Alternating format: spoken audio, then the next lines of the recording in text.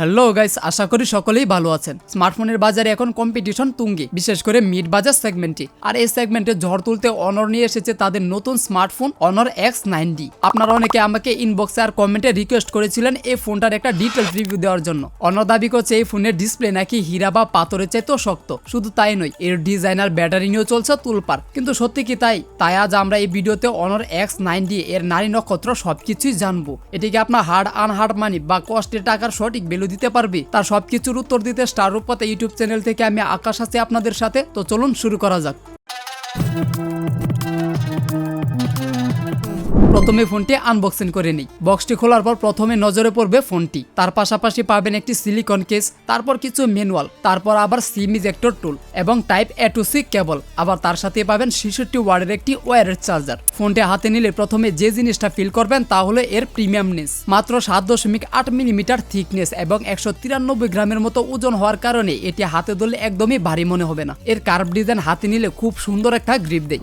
ডিজাইনের কথা বললে অনর সবসময় একটু শৌখিন। এর পেছনে যে সার্কুলার ক্যামেরা মডেলটি আছে সেটি অনেকটা দামি ঘড়ির ডিজাইনের কথা মনে করিয়ে দেয়। একে তারা বলছে ম্যাট্রিক্স স্টারিং ডিজাইন। তবে সবচেয়ে বড় হাইলাইট হলো এর ultra bounce anti drop display. অনর বলছে এটি নাকি 360 ডিগ্রি প্রোটেকশন দেয়, অর্থাৎ ফোনটি যদি কোনা দিয়েও পড়ে তবুও ডিসপ্লে ভাঙার সম্ভাবনা খুবই কম। এক কথায় এবড়ো থেবড়ো রাস্তা বা অসাবধানতায় হাত থেকে ফোন পড়ে যাওয়া আমাদের জন্য খুবই কমন ব্যাপার। তাই সেই জন্য এই বিল্ড কোয়ালিটি আপনাকে দেবে অন্যরকম একটা পিস অফ মাইন্ড। আবার ফোনটিতে IP68 ও 69 কে রেটিং থাকার কারণে হাই স্পেশাল ওয়াটার জেটস থেকেও সুরক্ষিত থাকবে। আর এই ফোনটি reddish brown, forest green, sunrise gold ও মিডনাইট ব্ল্যাক মোট 4টি কালার ভেরিয়েন্টে পাওয়া যাবে।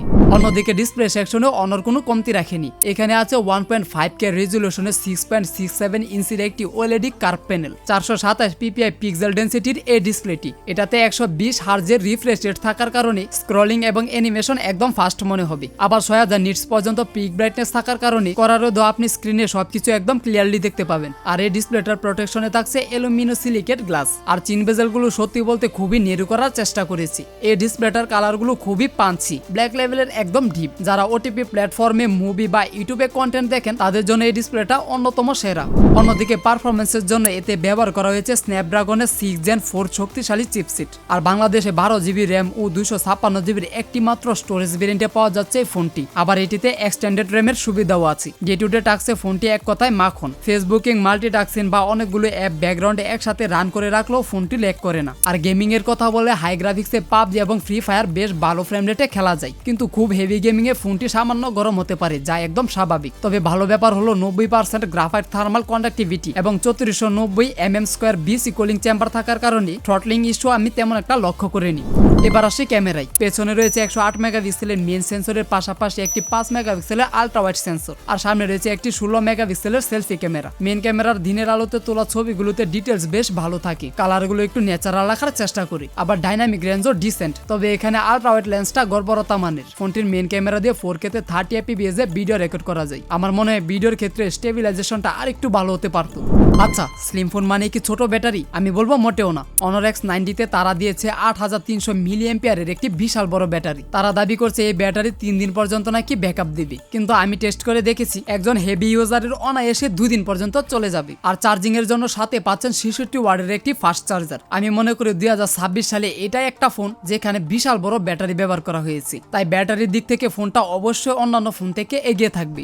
Very good. সফটওয়্যার হিসেবে ফোনটিতে আছে অনরের নিজস্ব ম্যাজিক OS 9, যা মূলত অ্যান্ড্রয়েড 15 এর উপর ভিত্তি করে তৈরি। এতে অনেক কাস্টমাইজেশন অপশন আছে। আবার ফোনের ইন ডিসপ্লে ফিঙ্গারপ্রিন্ট সেন্সরটিও অনেকটা ফাস্ট। তার পাশাপাশি এটাতে অসংখ্য এআই সুবিধাও আছে, যেমন এআই রাইটিং টুলস ও ম্যাজিক পোর্টাল। আবার ক্যামেরার ক্ষেত্রে এআই ইরেজার, এআই আইস ওপেন, এআই রিফ্লেকশন ও এআই কাট আউট। আবার এই ফোনটি দিয়ে জিমিনিকেও ব্যবহার করতে পারবেন।